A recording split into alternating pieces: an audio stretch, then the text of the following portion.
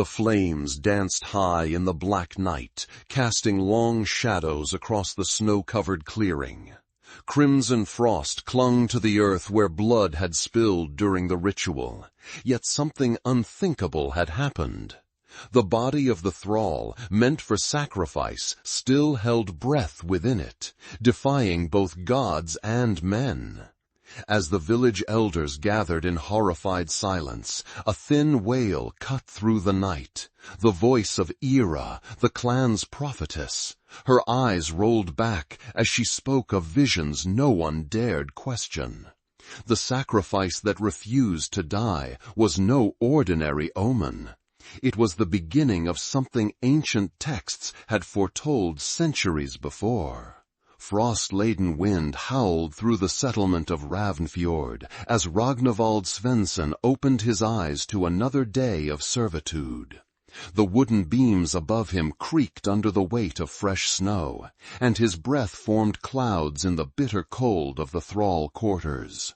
His calloused fingers traced the rune carved into his right hand, Anzus, the mark his mother had given him before raiders tore him from her arms 20 years ago. At 32 winters, Ragnvald's body told the story of a life spent in service to the Drakarson clan. Broad shoulders marked by the lash, strong arms scarred from forge work, and eyes that held wisdom beyond his station. He rose before the other thralls, wrapping his gray woolen tunic tightly around his frame. The settlement was beginning to stir as he stepped into the pale morning light. Women moved between longhouses preparing for the midwinter feast, their breath visible in the cold air. Warriors tested blades against whetstones, the metallic scrape carrying across the frozen ground. Children bundled in furs chased each other between the houses, while elders watched from doorways, their weathered faces stern in the weak winter sun.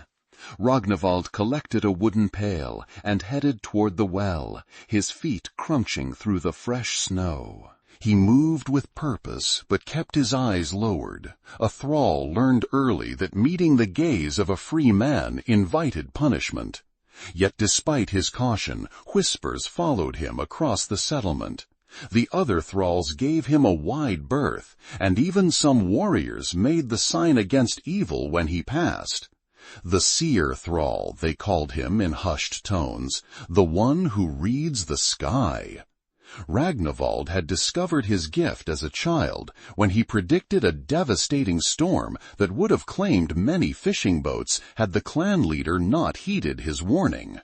Since then, his visions came unbidden, sometimes in dreams, sometimes in the patterns of clouds or the flight of ravens.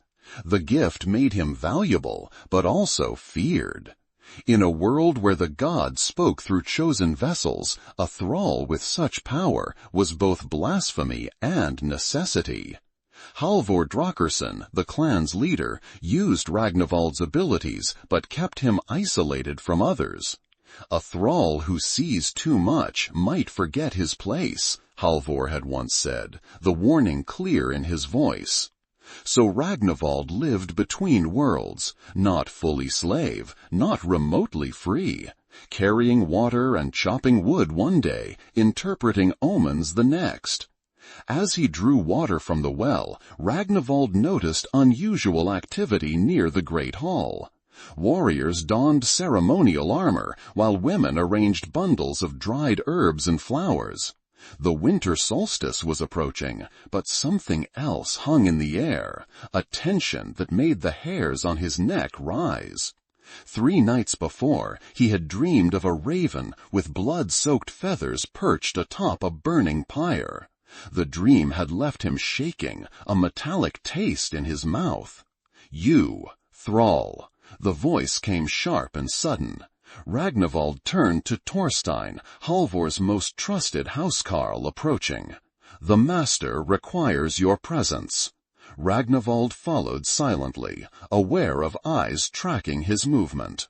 Inside the great hole, warmth from the central hearth pushed back the cold, but did nothing to ease the chill that ran through his veins when he saw what awaited. Halvor sat in his high seat, surrounded by his closest advisers and warriors. Beside him stood Era Torvaldsdottir, the clan's prophetess, her grey hair falling loose over her dark robes, bone talismans clicking softly with each movement. "The thrall who sees," Era said, her voice hollow as if coming from the bottom of a well. Her eyes, normally sharp as a falcon's, seemed clouded today. "He must read what I cannot." Halvor gestured Ragnvald forward. On the table before them lay an ancient piece of parchment, its edges crumbling, covered in runes so old even Era struggled to interpret them. Ragnvald approached cautiously, aware that touching such a sacred object could mean death for a thrall. But something drew him forward, the same pull he felt before his visions came. "There is to be a sacrifice at tomorrow's solstice," Halvor said, his voice carrying the weight of his position.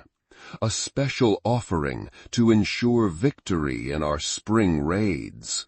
The gods have demanded blood, but the old writings speak of signs we must watch for.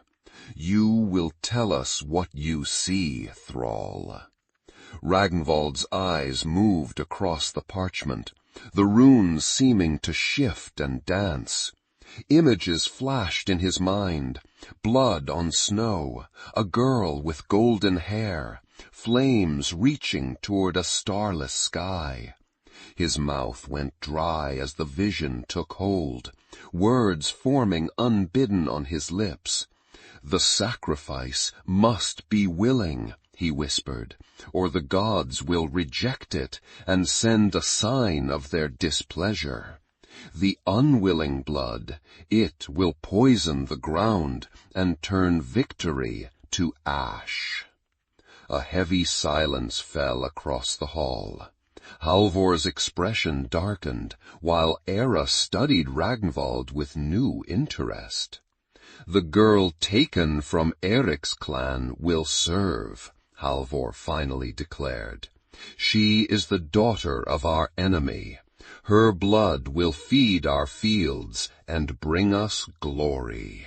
Ragnvald knew of whom they spoke. 3 weeks earlier, the Drakerson warriors had raided a rival settlement after a dispute over fishing rights. They had returned with plunder and captives, including the daughter of Eric the Red-Handed. The girl had been kept isolated since her arrival, awaiting whatever fate Halvor decreed. "She will not go willingly," Ragnvald said before he could stop himself. The words hung in the air like an axe about to fall. Halvor rose from his seat, towering over Ragnvald. "You forget yourself, Thrall. Return to your duties. Tomorrow at dusk you will attend the sacrifice to read any signs the gods may send." Dismissed, Ragnvald backed away, bowing his head in submission. As he left the hall, Era's eyes followed him, her fingers tracing patterns in the air. Outside, the wind had picked up, carrying the scent of pine and snow from the mountains. Ragnvald returned to his chores, but his mind remained fixed on what he had seen in the runes, a warning of blood and fire, and something else, a future hanging in the balance. As midday approached, Ragnvald was sent to collect firewood from the edge of the forest. He worked mechanically, his axe biting into fallen logs, the familiar labor allowing his mind to wander. The forest stood silent around him, branches heavy with snow, only the occasional call of a raven breaking the stillness. He had ventured farther than usual, seeking solitude to process the morning's events, when a sound caught his attention, a soft whimper like that of a wounded animal. Following the sound, Ragnvald pushed through a thicket of snow-laden firs. In a small clearing, half concealed by fallen branches, lay a figure. At first he thought it was indeed an animal, but as he drew closer, he saw it was a girl, barely more than a child, her pale face streaked with dirt and blood, her golden hair matted against the snow. Ragnvald approached cautiously, kneeling beside her. The girl's eyes flew open, blue as a summer sky, wide with terror. She tried to scramble away, but her strength failed her. It was then he noticed the bindings around her wrists, raw and bloodied from her attempts to free herself, and the ceremonial markings painted on her forehead, the symbols of sacrifice. "Sigrun Eriksdottir," he breathed, recognizing the daughter of the rival chieftain. "Kill me quickly if you must," she whispered, her voice hoarse. "I will not be their sacrifice." Understanding dawned on Ragnvald. She had somehow escaped her confinement, fleeing into the forest rather than face the ritual knife. The burn mark on her left forearm was fresh, likely from her escape. By the gods, she was brave. And foolish. No one escaped the Drakkarson. "They will find you," he said quietly. "The forest is the first place they will look." "Then I die free," she replied, a fierce pride in her voice despite her condition. "Not bound on their altar like an animal." Ragnvald looked over his shoulder toward the settlement.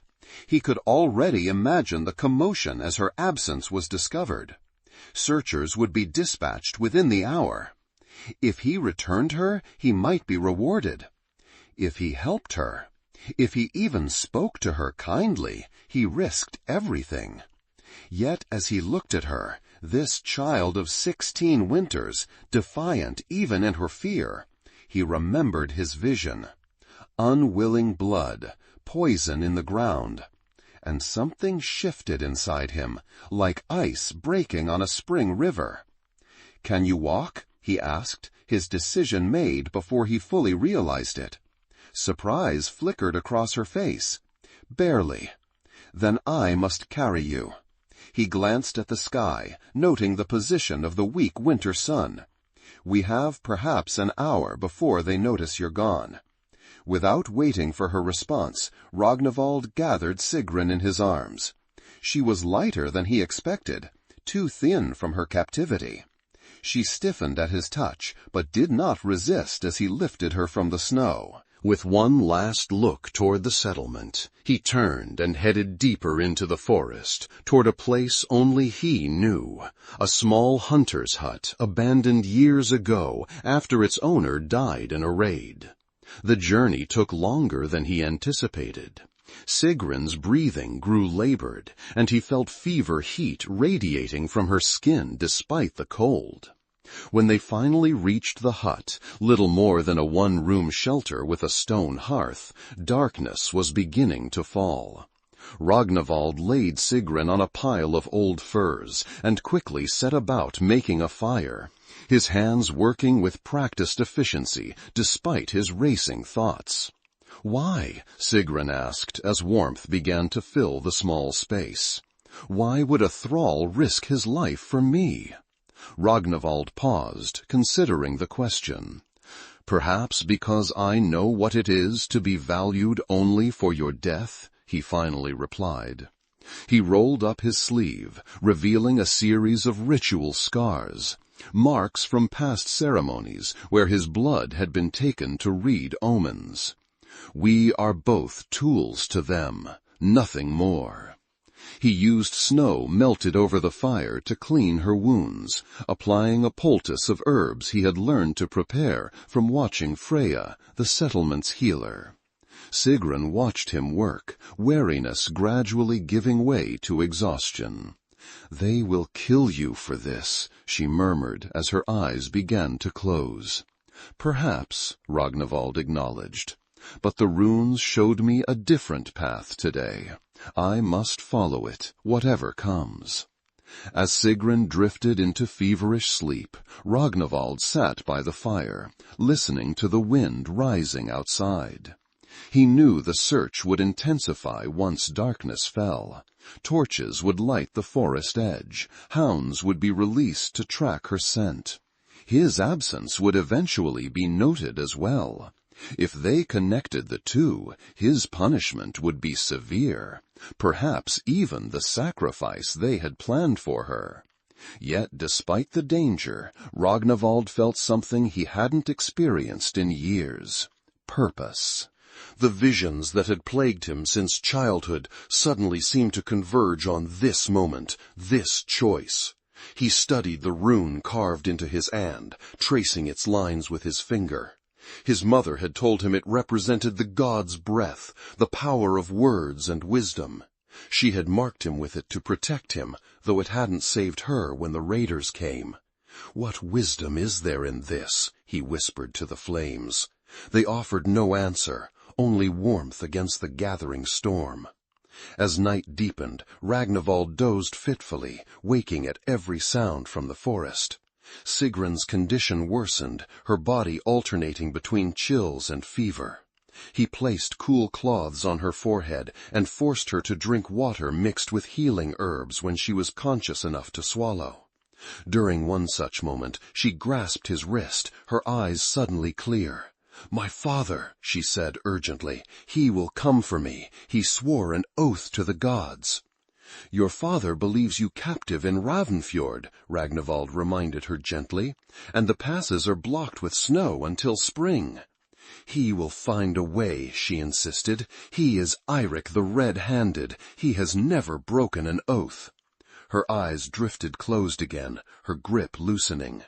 Ragnvald tucked the furs around her more securely. He had heard tales of Eirik's ferocity in battle, how he had earned his name by dipping his hands in the blood of fallen enemies. If even half the stories were true, Halvar had made a dangerous enemy by taking his daughter. A sudden howl pierced the night, the hunting hounds. Ragnvald tensed, moving to the small window. Through gaps in the trees, he could see distant torches moving through the forest. They were still far off, but searching methodically. It would not be long before they found the hut. He returned to Sigrun's side, decision made. "We cannot stay here," he said, though she was too fevered to understand. "We must move deeper into the forest before dawn." Working quickly, Ragnvald gathered what supplies he could find: a hunting knife left behind by the hut's previous owner, flint for making fire, the remaining herbs. He fashioned a crude sled from branches and furs that he could pull through the snow, sparing Sigrun the need to walk. As he worked, his mind raced through possibilities. The mountains to the east offered caves for shelter, but would be treacherous in winter. The coastal settlements to the west might provide sanctuary, but reaching them meant crossing open ground where they would be easily spotted. Before he could decide, a sound outside froze him in place. The soft crunch of footsteps in snow, too deliberate to be an animal. Ragnvald extinguished the fire with a handful of snow, plunging the hut into darkness. He moved silently to Sigrun, placing a hand gently over her mouth should she wake and cry out. His other hand found the hunting knife, gripping it tightly. The footsteps stopped outside the door. Ragnvald held his breath, counting heartbeats in the silence. Then a voice, low and cautious. "I know you're in there, Seer Thrall. I tracked you from where you found her." Ragnvald recognized the voice. Leif, one of the younger warriors, known for his skill as a hunter. Not a cruel man, but loyal to Halvor and the clan. "The others are still searching near the settlement," Leif continued when no response came. "I alone followed your trail. You left clear marks for one with eyes to see." Ragnvald remained silent, calculating. One warrior he might overcome, especially with surprise on his side. But Leif was skilled with bow and spear, and Ragnvald had only a knife and his wits. I should call the others, Leif said. That would be my duty. Then why haven't you? Ragnvald finally replied, his voice steady despite his racing heart. A pause. My sister was taken as a sacrifice 3 winters ago. I still hear her screams in my dreams. The admission hung in the cold air between them. Ragnvald slowly moved toward the door, keeping the knife hidden but ready. What do you want, Leif? To see what was worth risking your life for. After a moment's hesitation, Ragnvald opened the door. Leif stood alone, a bow slung across his back, but no weapon drawn. His eyes moved past Ragnvald to where Sigrun lay bundled in furs, her face flushed with fever. Eric's daughter, Leif breathed. Halvor has the entire settlement searching for her. They say the sacrifice cannot proceed without her blood. She will not go willingly, Ragnvald said, echoing his words from that morning. And unwilling blood will poison the ground. I saw it in the runes. Leif's expression was unreadable in the dim light. You believe your visions more than the will of our chieftain? I believe what the gods show me, Ragnvald replied simply. For a long moment the 2 men stood in silence, breath fogging in the cold air. Finally, Leif reached into his pouch and withdrew a small bundle wrapped in leather. Dried meat and bread, he said, offering it to Ragnvald. And this. He removed a small bone whistle from around his neck. Blow this if you are cornered. I cannot promise I will come, but I will try. Ragnvald accepted the gifts with surprise. Why would you help us? Leif's eyes darkened. Because I did nothing when they took my sister. Her blood brought us no victory, only a harsh winter and failed crops. He glanced at Sigrun again. Perhaps the gods sent you a true vision, Thrall. Perhaps it's time someone listened. With that, he turned to go, then paused. Head north, toward the old burial grounds. The search parties will avoid that place. Too many believe it haunted. You might find shelter in the cave behind the waterfall. He pulled his cloak tighter. I will tell them I tracked you east toward the mountain pass. Before Ragnvald could respond, Leif disappeared into the darkness, leaving only footprints rapidly filling with fresh falling snow. Ragnvald closed the door, his mind reeling from the unexpected ally. He returned to Sigrun's side, checking her fever. It seemed to have broken somewhat, her breathing more even. It seems we are not entirely alone, he told her sleeping form. He rekindled the fire, allowing himself the luxury of warmth for a few more hours. At first light, they would head north as Leif suggested.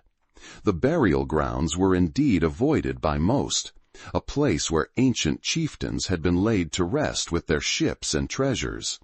Ragnvald had never feared such places. The dead held no terror for one who had seen the cruelty of the living.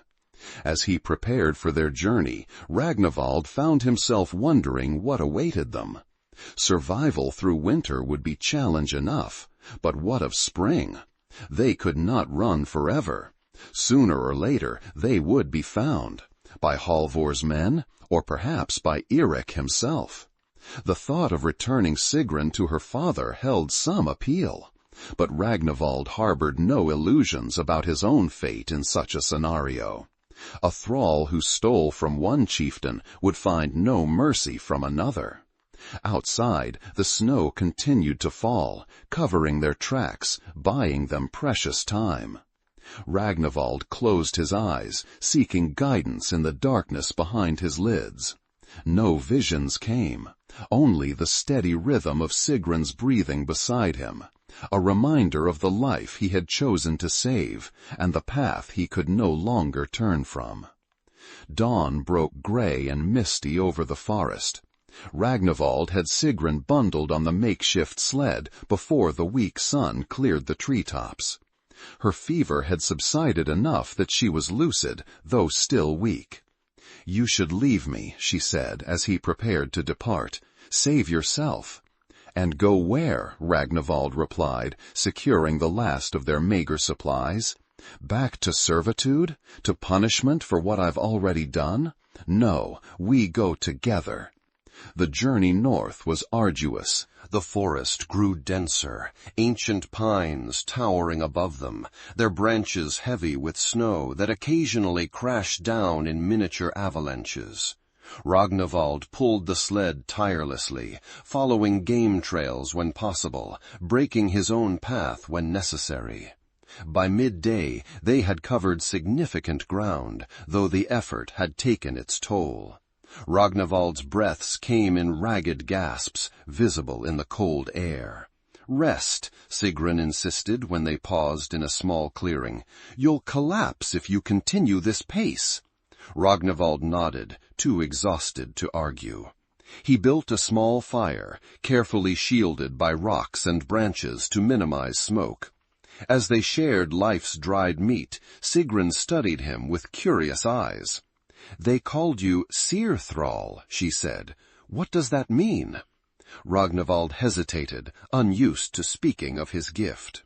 "I see things sometimes, in dreams, in the patterns of clouds or birds, things that will come to pass." "And they let you live?" Surprise colored her voice. "In my father's clan, such power would make you a Jarl's advisor, not a thrall." "Your father's clan sounds more reasonable than Halvor's," Ragnvald said with a wry smile. "Here, my visions make me useful but dangerous.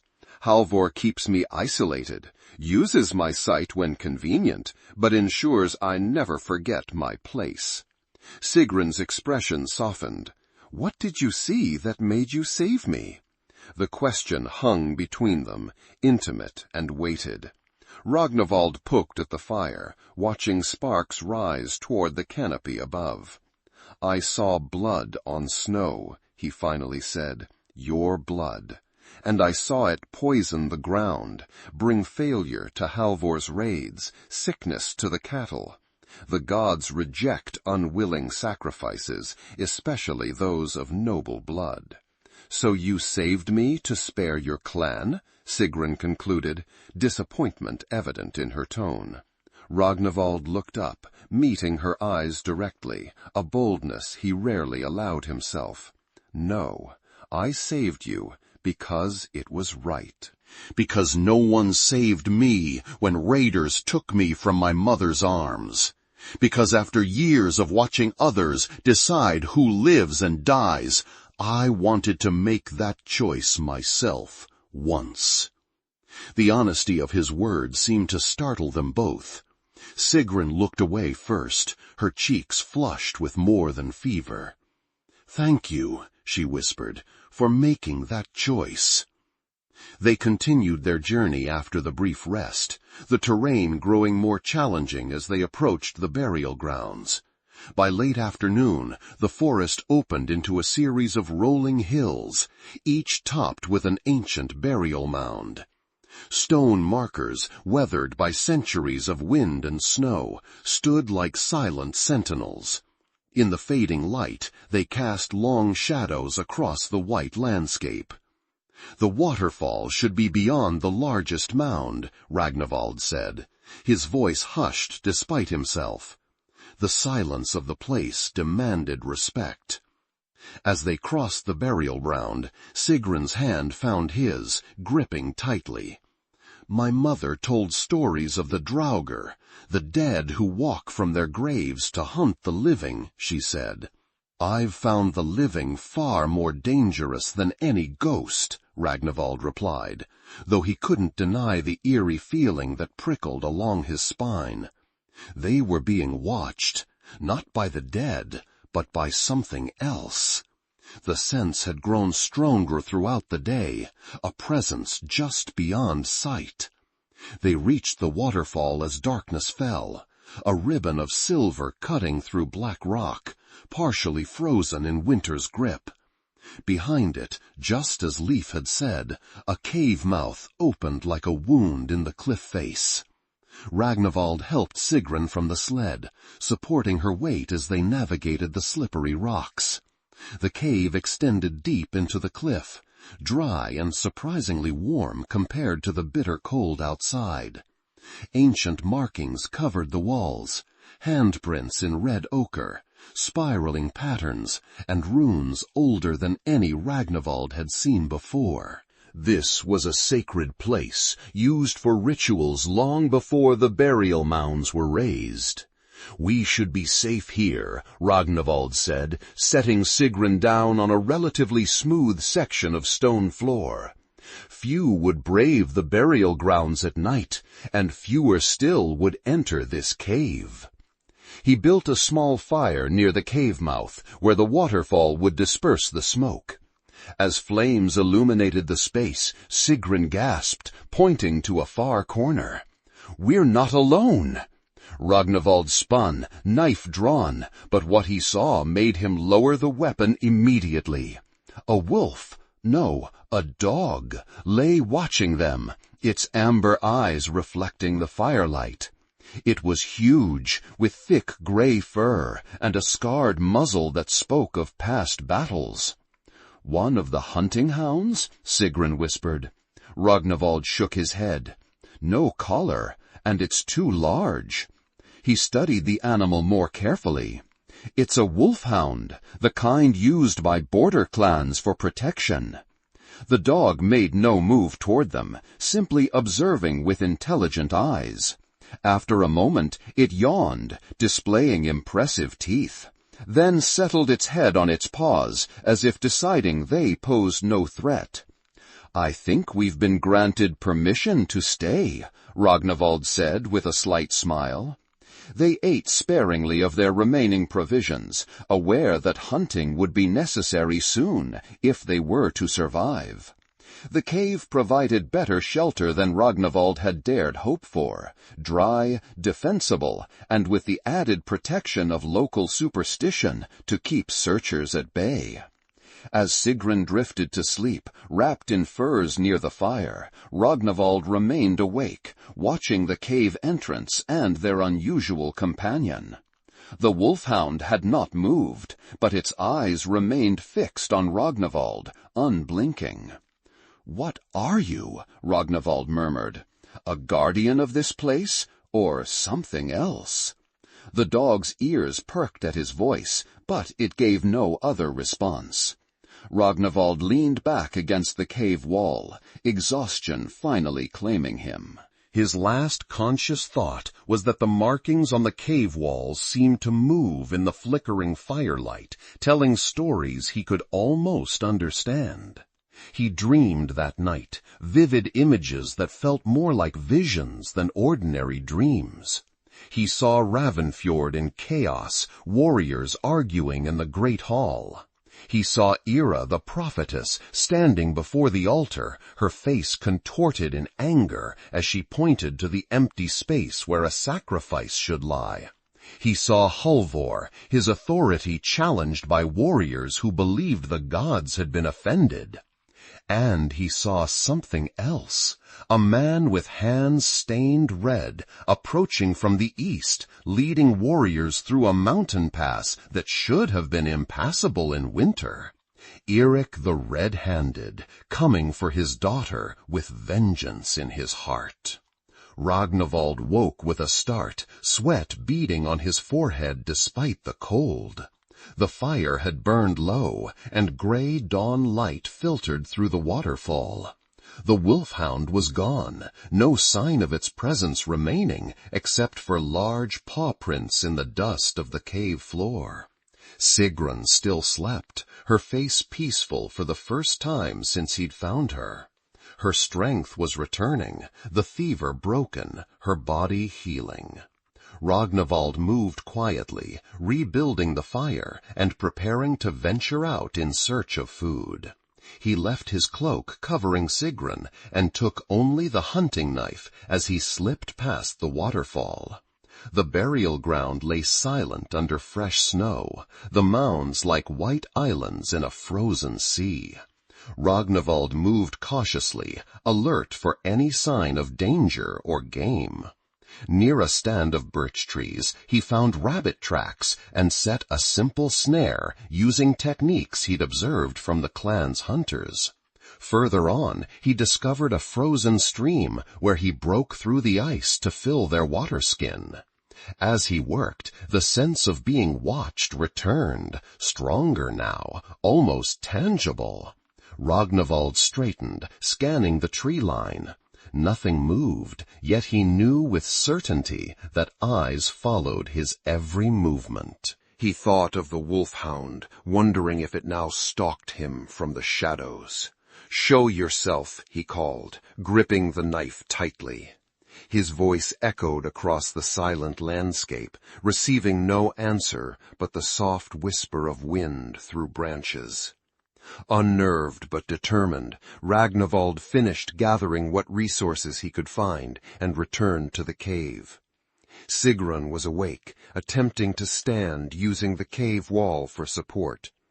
"You shouldn't be up," he chided gently, setting down his findings. "I've been helpless long enough," she replied with determination. "What did you find?" "Set a snare for rabbits, found water." He hesitated. "And I think we're being watched." Alarm flashed across her face. "Halvor's men?" "No, something else." Ragnvald described the wolfhound and his sense of an unseen presence. "This place is old, sacred. Perhaps its guardians still linger." Sigrun looked thoughtful. "My grandmother spoke of the land spirits, the Vetir, beings that protect sacred places, neither god nor ghost." She gestured to the cave markings. "This was their place before it was ours." "Then let us hope they find us worthy guests," Ragnvald said, though he couldn't shake his unease. They spent the day recovering strength, Ragnvald checking his snare at midday to find a fat hare caught in its noose. He prepared it with practiced efficiency, roasting the meat over their fire and saving the pelt and bones, resources too valuable to waste. Sigrun proved stronger than he expected, insisting on helping despite her lingering weakness. She knew herbs and their uses far better than he did, identifying edible roots and berries he had overlooked. As they worked together, Ragnvald found himself studying her when she wasn't looking. The determined set of her jaw, the intelligence in her eyes. She was nothing like the terrified girl he had found in the snow. This was a chieftain's daughter, raised to lead and survive. "Tell me of your home," he said, as they shared the rabbit meat that evening. "What kind of man is Eirik the Red-Handed?" Sigrun's expression softened at the mention of her father. "Not the monster Halvor paints him to be.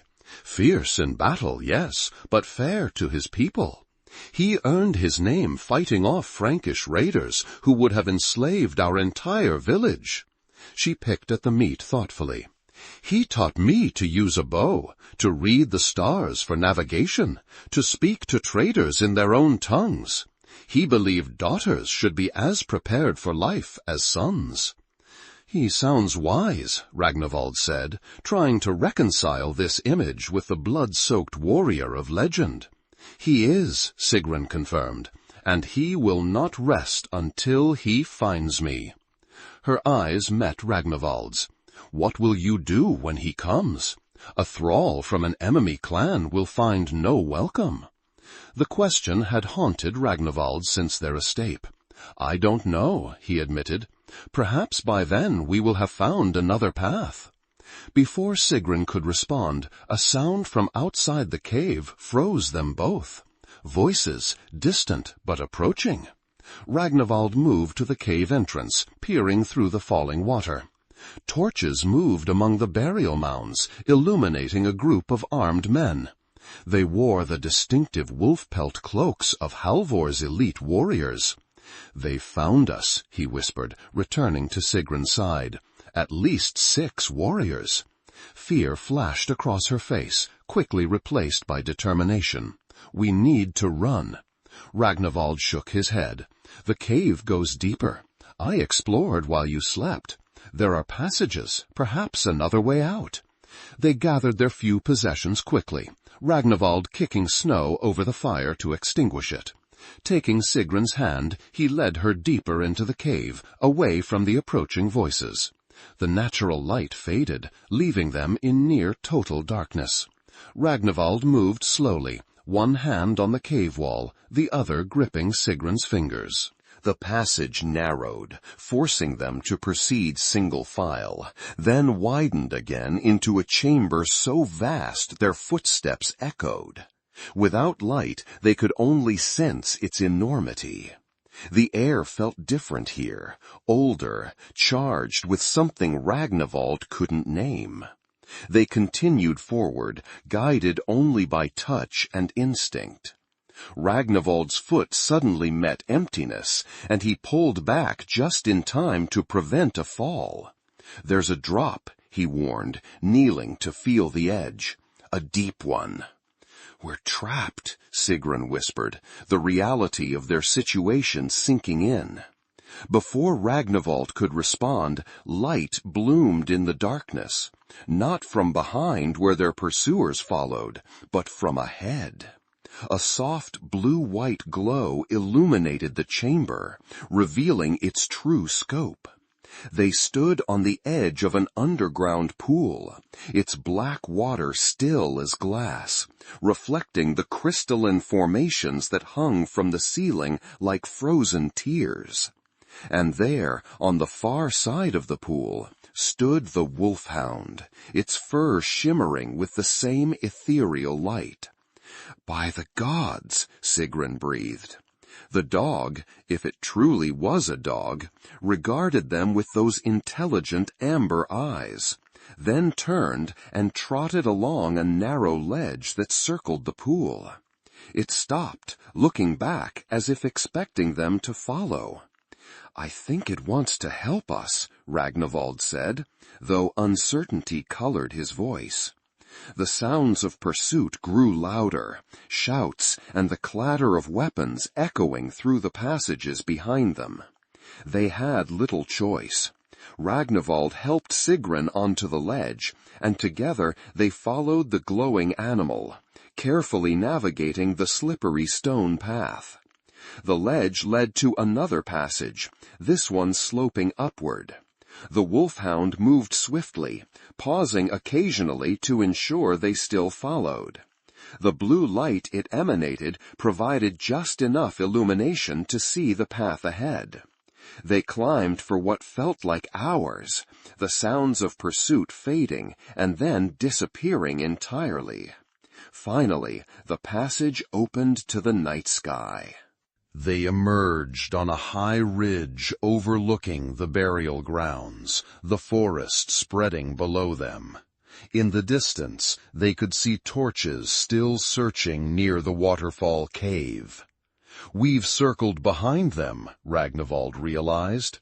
"We can escape into the forest while they search the caves."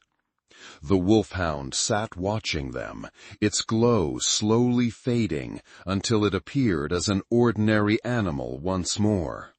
Sigrun approached it cautiously, hand extended. "Thank you, guardian," she said softly.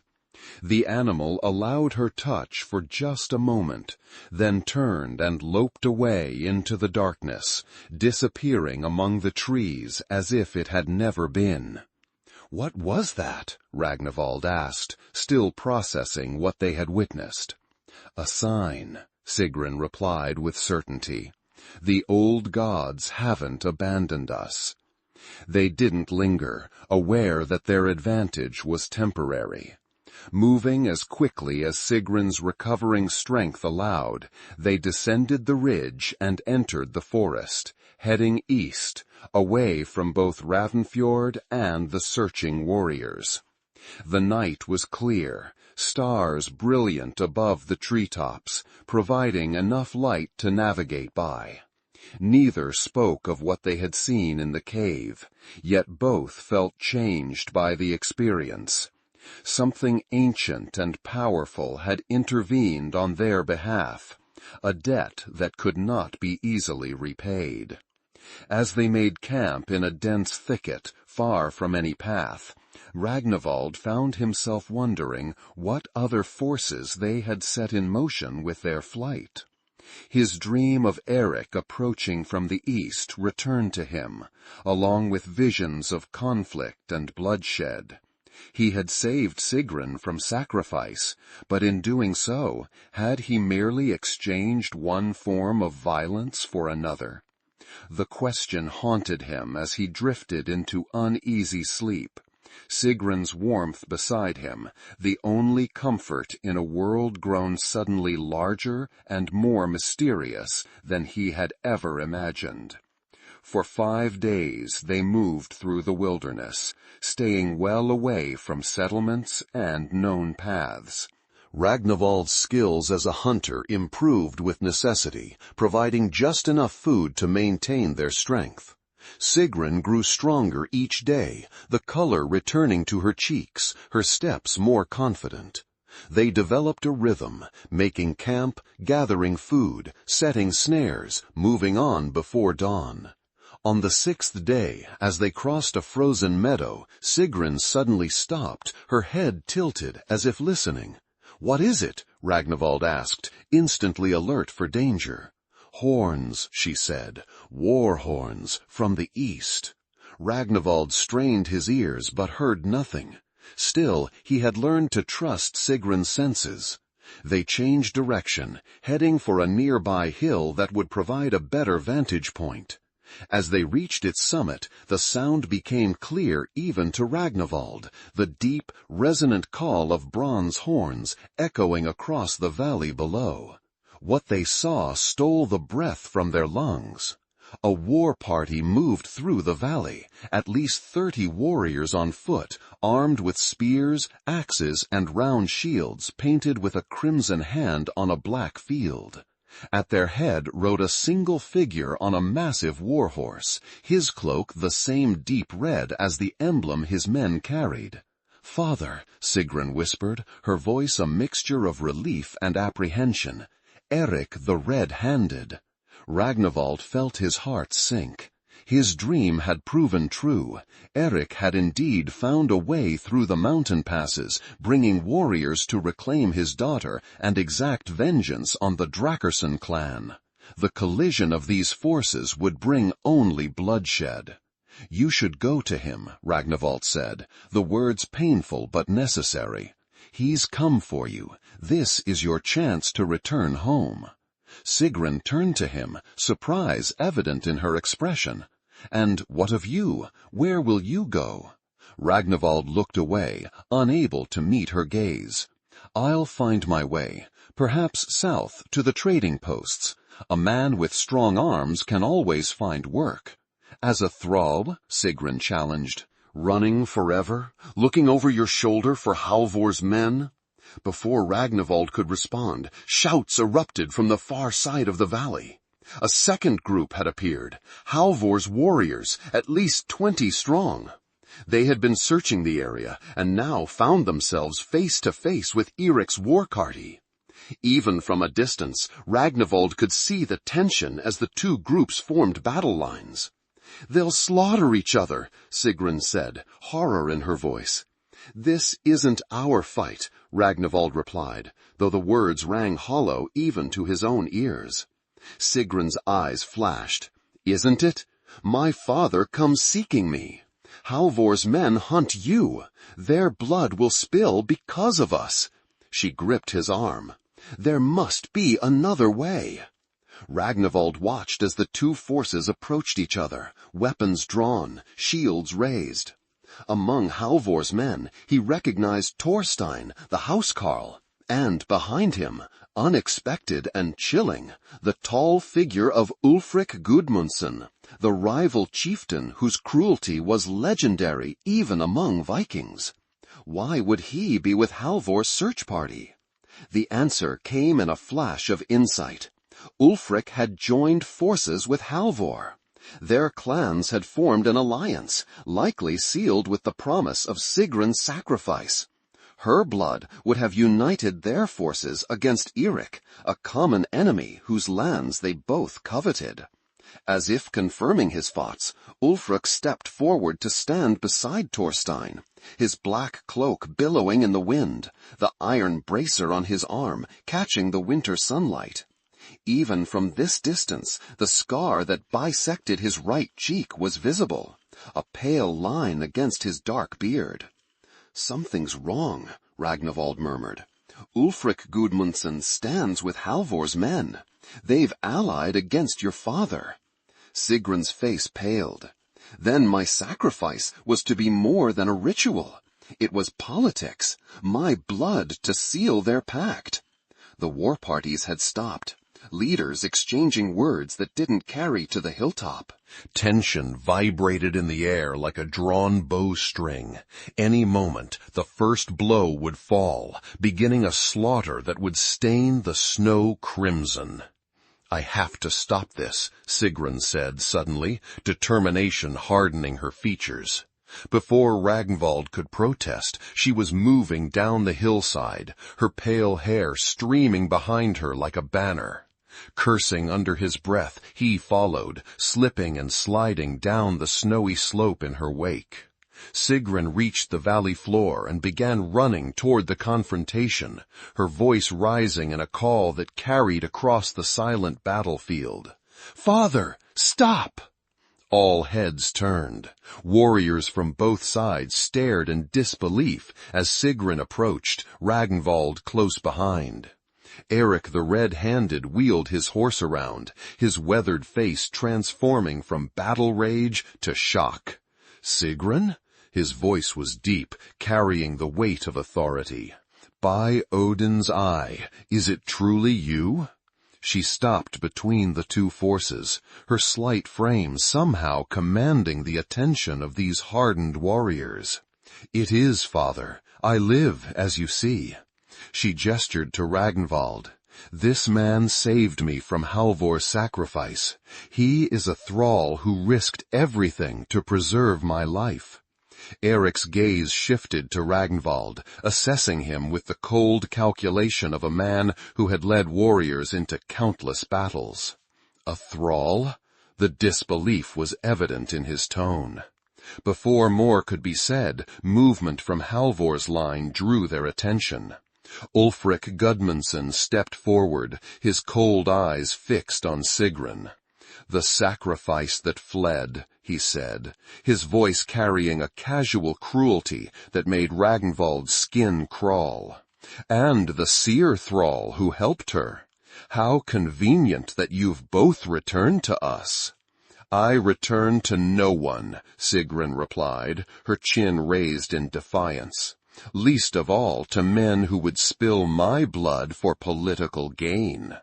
Ulfric's laugh was like ice cracking. "Bold words from a child. Your blood was meant for the gods, girl, to ensure victory in the coming raids." "Lies," Ragnvald found himself saying, stepping forward to stand beside Sigrun. "I read the runes before your planned sacrifice. They spoke not of victory, but of poison, unwilling blood tainting the ground." He turned to address all the warriors present. The alliance between Halvor and Ulfric was to be sealed with Sigrun's blood. Their combined forces then turned against Eric's lands. A murmur ran through both groups of warriors. Eric's expression darkened, his hand moving to the axe at his belt. "Is this true, Ulfric? You would sacrifice my daughter to steal my lands?" Ulfric's face remained impassive, but his eyes burned with cold fury. The thrall speaks nonsense. He has bewitched your daughter with his sorcery. He speaks truth, came a new voice, clear and commanding. All eyes turned to see a figure emerging from the tree line. Eira Thorvaldsdottir, the prophetess, her bray hair loose around her shoulders, her dark robes stark against the snow. She walked with purpose, her bone talismans clicking with each step. The thrall was right, Eira continued, moving to stand near Ragnvald and Sigrun. I have seen it in the flames, in the flight of ravens. The sacrifice was tainted from the beginning, a political murder disguised as offering. Confusion rippled through Halvor's warriors. They had followed their chieftain's orders, but to hear the clan's prophetess speak against the sacrifice challenged everything they believed. Ulfric's composure cracked, anger flashing across his scarred face. You overstep, woman. Your duty is to interpret omens, not question the decisions of chieftains. My duty is to the gods, Eira replied, unflinching before his rage. And they have sent a sign that even the blind could not miss. She gestured to Ragnvald. This thrall, who was himself meant for sacrifice after the girl, survived when no one should have. He bears a new prophecy, one that will change the path of our people. The revelation sent shockwaves through both groups. Warriors looked at each other, uncertain, while Eric leaned forward in his saddle, studying Ragnvald with new interest. "What prophecy?" he demanded. Before Ragnvald could respond, Ulfric's patience snapped. With a roar of rage, he drew his sword and lunged forward, not at Eric or Sigrun, but at Ragnvald. The attack came so suddenly that Ragnvald had no time to defend himself. He braced for the killing blow. It never came. Instead, a blur of gray fur erupted from the forest edge. The wolfhound, massive and terrible in its fury. It slammed into Ulfric with the force of a battering ram, driving him to the ground. The chieftain's sword went flying as he grappled with the beast, its jaws snapping inches from his throat. Warriors from both sides stood frozen in shock. No ordinary dog would attack an armed warrior, yet this one fought with almost human intelligence, keeping Ulfric pinned and disarmed without killing him. Eira's voice cut through the chaos. Another sign. The guardian of the sacred places defends the thrall. The gods have chosen their messenger. The wolfhound, having subdued Ulfric, backed away, taking position beside Ragnvald. Its amber eyes surveyed the warriors, a low growl rumbling in its chest.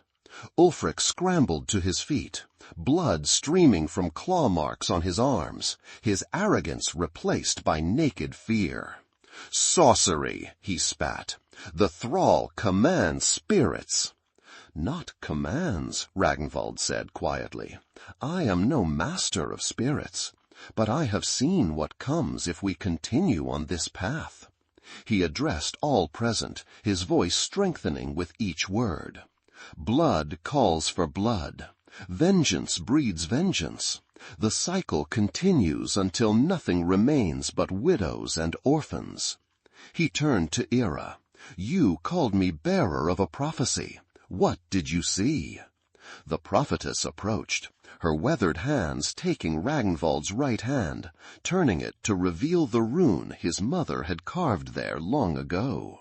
"Anzus," she said, "the rune of the god's breath, of messages and wisdom." Her eyes met his. "3 nights ago, as I sought guidance from the flames, I saw you standing between warring clans, this mark glowing like fire on your palm. Behind you stood the ancient gods, watching, waiting, and I heard words carried on the wind. The thrall who defied death brings a new covenant." Silence fell over the valley. Even the wind seemed to hold its breath. Ragnvald felt something shift inside him, fear giving way to a certainty he had never known.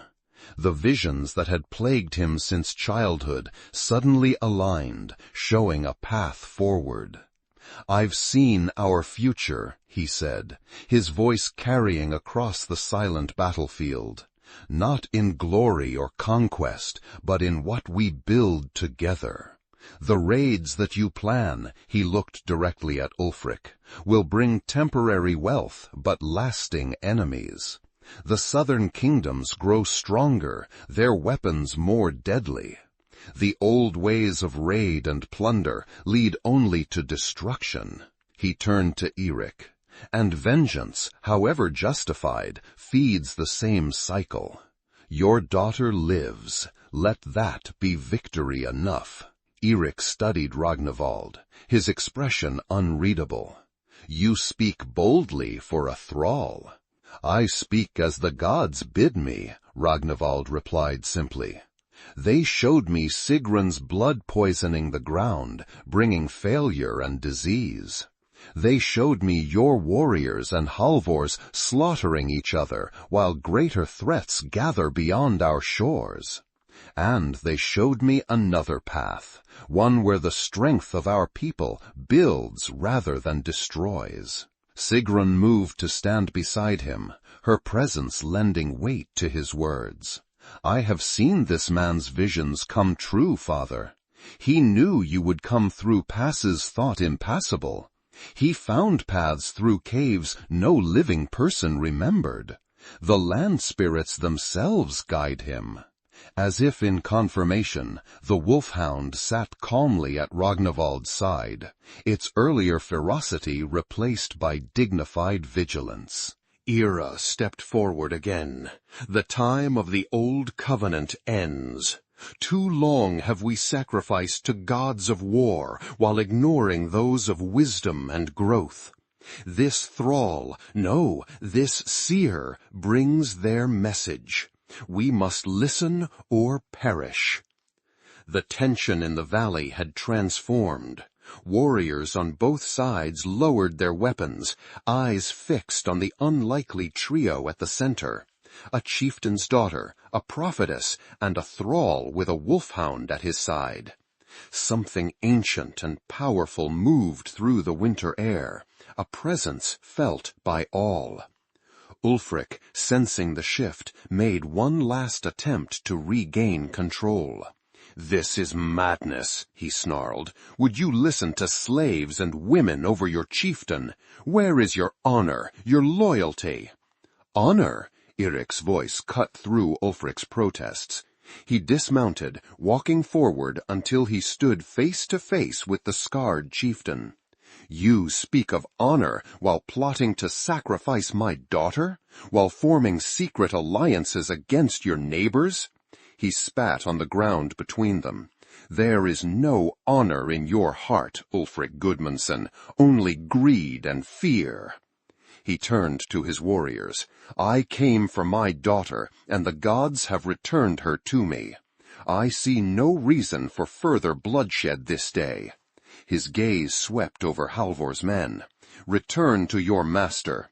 Tell him Eirik the Red-Handed withdraws his claim of vengeance, not out of weakness, but because wiser counsels have prevailed." Thorstein, leading Halvor's warriors in their chieftain's absence, stepped forward cautiously. "And the thrall? Halvor will demand his return." "The thrall belongs to the gods now," Ira declared before Eirik could respond. "Any who challenge their chosen messenger challenges the gods themselves."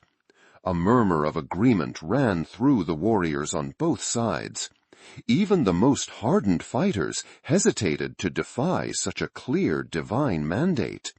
Ulfric looked around, realizing his support had evaporated. With a final venomous glare at Ragnvald, he turned and stalked away, several of his personal guards following. Thorstein watched him go, then addressed Eirik once more. "I will convey your words to Halvor, whether he heeds them." He left the statement unfinished, its implication clear. As Halvor's warriors withdrew, Erik turned to Ragnvald, studying him with new respect. "It seems I owe you a debt, seer. You saved my daughter when I could not." Ragnvald inclined his head. "I followed the path the gods showed me." "And where does that path lead now?" Erik asked. Before Ragnvald could answer, Sigrun spoke. "Father, I would have him come with us. His gift is wasted in servitude, and Halvor will never forgive his defiance." Erik looked between them, noting the way they stood together. A slight smile touched his weathered face.